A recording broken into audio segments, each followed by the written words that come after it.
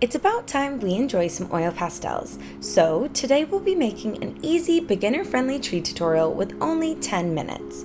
Now before getting started, let's go over the materials that I'll be using. This takes only about 8 oil pastel colors. I'll show them all here and have them in the description, but the brand that I'm using are Soft Gallery oil pastels. Now these are great for layering and great for finer lines, at least in my opinion they are. I'm also using a few pieces of art tape to secure the actual page, and the paper that I'm using is a thicker paper, which I love for oil pastels, along with it being acid free. Now, once I have the materials set, it's time to start with the base layer. I'm talking a dark blue, the darkest of the pack, and we'll begin by drawing a line. This is basically going to be the ground. From that, I'll add a tall, skinny triangle, and that's going to become the tree trunk. Now, it doesn't have to be perfect.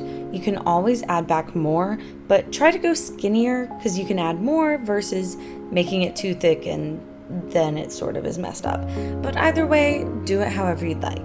We're also going to fill in the whole tree trunk and the leaves with the same dark blue color, so it's okay if the lines aren't perfect. Now, I'm going back over them, I just want them a little bit thicker, but after the trunk is done, we're going to draw the leaves. Now, these will be the branches with pine leaves, so the shape is a little different from usual. Each of the branches should be different and curved up. They should be longer and thicker at the bottom and then become smaller towards the top until they reach a point. You know, this is sort of similar to a Christmas tree, something where it's a lot wider at the base and then it becomes more pointed. Now you can see that each of these branches and these leaves are a lot different in shape. It's not just a single line on the left, a single line on the right. It's alternating, but also alternating in the thickness, in the shape, and the direction. Once you have the initial outline done, you can go back and add some more of the darker color. Now, we want a smooth base, so if you take a Q-tip, you actually can start to smooth it down and blend it.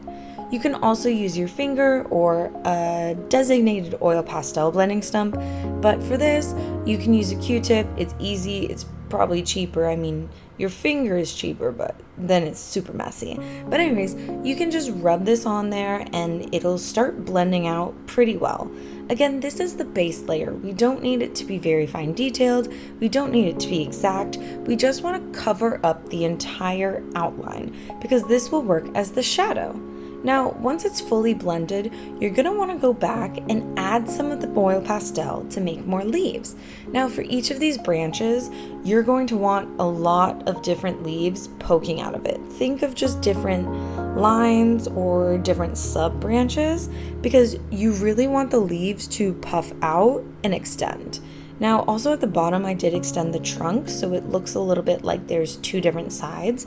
These are going to be the different roots. So for that again, we'll color it the same and just have it branch out a little bit into the ground. Now, as you're going through the tree, you can see I'm adding all of these random branches on every side of the tree, and it's looking a lot more full. So once that's down, it's time for the trunk. I'm going to take my darkest brown that I've pulled out and color on the right side of the tree. The reason is we're acting as if the light will come from the left. So of course for the trunk and just in general, the shadow and the darkest side will be on the right. Once we have that right side done, I'm going to take a reddish brown and color a little bit of the rest of the trunk. This is just the medium color, but we're still creating that light gradient. I'm going to take a lighter brown and color almost on the very left side.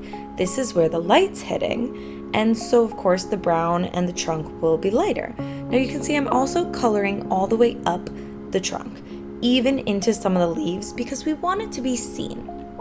Now I'm going to take the light off-white yellowish color, and that's going to be the very reflective light. I'm coloring this on both the roots and on the trunk, and you can always use your finger to smooth it out. Once you have all the details you want, again, you can always add back more. These are great for layering. It's then time to move on to the leaves. I'm going to start with a dark greenish blue, and I'm going to start creating the leaf lines. Now for this, I'm going to go over the majority of the dark blue background by drawing lines for each of the pine needles. It's okay that for this, the dark bluish green is a little hard to tell the difference between the dark blue. What I'm doing is I'm really building up multiple layers and using different colors because eventually it will create dimension and depth. But right now we're just starting off with the green. Now as I'm coloring, you can see I am going over the trunk in some areas. That's because the leaves grow on all sides. So even from the front, you're gonna see the leaves overlap the trunk, but you don't want to cover it all. Seeing the trunk makes it look really good even if some areas are covered. Now as I'm doing it, do not color the whole thing. Don't cover over all of that dark blue. As I said, we want the depth, we want the dimension, but also towards the top, that's where you're gonna get a lot of mixed of colors. But for each of the branches, especially the bigger ones, that's when you can really save some of the dark blue color. Now, as you go, again, you can keep adding it back and you can keep making the tree seem more full. All you have to do, add more of the lines, and it's great. Moving on is one of the lighter colors. Now we're gonna take a lighter green and we're gonna color over top the areas that we just covered. Now we do not wanna cover it all, maybe color over about 70%, but again, you're gonna do the same thing. You're gonna create the pine needle lines on each of the branches. But for this, because this is where the light hits a little bit more, it won't be the entire branch. Think of it as you're coloring in most of the sides or maybe just one side. So on the left side of the tree where the light is hitting more, you're gonna have a lot more green. But on the right side, it might only be on the top side of the branch or the bottom side of each individual branch. I will also be coloring over the middle section where it goes over the trunk because again, the light will disperse and it'll just seem like the tree is coming together a lot better. Now, again, you're also going to keep some of the dark blue, the dark greenish blue. So as you see, it's more like you're adding colors. You're not trying to color over. The way that you create the lines also will change how the tree and the pine needles will turn out. If you press hard and you just do a couple straight lines, you'll get a lot finer of lines and a lot more distinct and colorful. If you don't want it as noticeable and you sort of want it blended, you can use less pressure and it'll seem more like you're blending rather than creating a lot of distinct lines. I sort of do both, but especially over the trunk or especially when I'm going over the dark blue, that's when I use a little bit more pressure. Now, I love the way that it looks, but we can add even more light.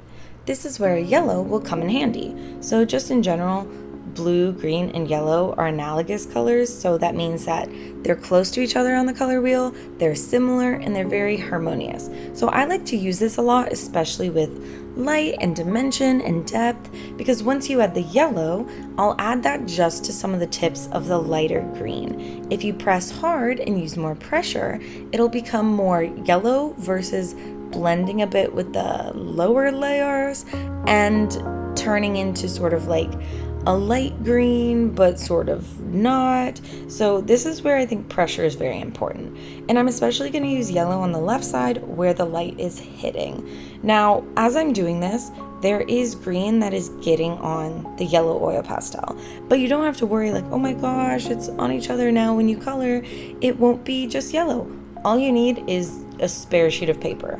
If you get oil pastel on another one, like for this, if I get green on the yellow, all I have to do is just draw it a couple times or wipe off the tip on the white paper and you are all set.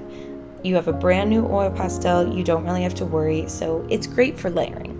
Now, once you finish with that light, you can go back and add more of the details. Like you can add more darkness with the dark blue, you can add a little bit more yellow for some light. It really depends on how you want it to look.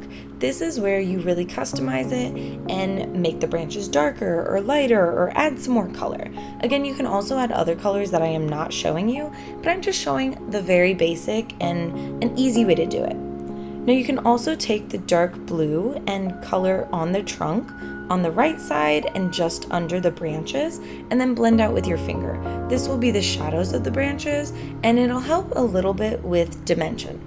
Now, once the actual tree is done, it is time for the ground. You can choose how you want to do it, but I typically start with mapping out where the dark and light colors will be. So for here, I use dark blue to map out where the shadow is. And the shadow is basically going from the edge of the trunk all the way out to the right side near the tree. Now I'm coloring the rest in brown, but honestly, I probably should have just done it in green because I'm gonna make it green anyways. I don't know why I did that, but I'm smoothing it out with a Q-tip.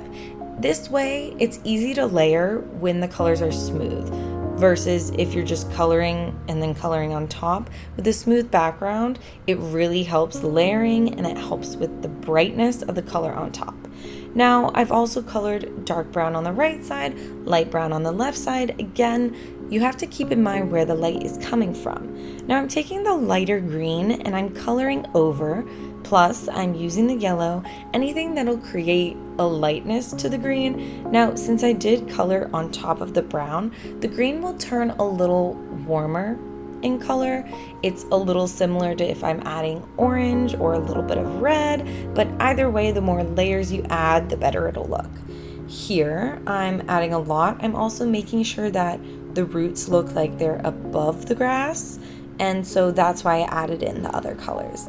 The last part is the details. Now you can do however you like, but I'm taking all the colors that I used in the leaves and also in the grass, and I'm adding a couple lines of grass tufts. Basically, I didn't want to go through and add a bajillion lines to make all of the grass blades, so instead, I'm just adding a few here and there, again making them a little darker on the right side and a little lighter on the left side, but that way you get the feeling and the look of grass without actually having to draw every single line. But you can stop or add as much as you want. I personally added a lot more. I don't know why, I just like the look of it. It was fun, but you don't need this much detail or you can add a lot more. Either way, this is how we end up with the tree. Now, I hope you had a great time. I hope you learned something or at least liked this tutorial. Let me know in the comments what you want to see next and how your tree turned out. Don't forget to subscribe and I'll see you next time.